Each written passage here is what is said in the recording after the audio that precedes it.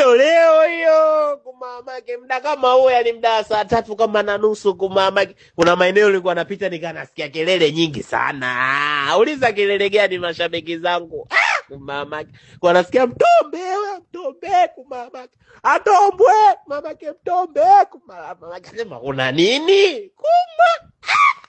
Mara mamake naenda nakuta kibibi kikongwe kumamake, kina matege kumamake, kina vigimbi wanakikimbiza anataka kitombe. Yule bibi anakimbia kumama. Kumala mama yake wallahi. Kumamake.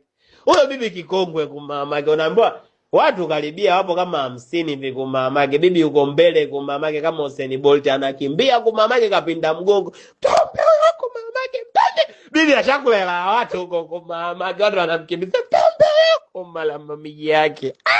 Mamake. Watu so wema. Huo binadamu watu hawana kumamake. Hadi kikongwe mtombe kumamake. Cheka sana leo.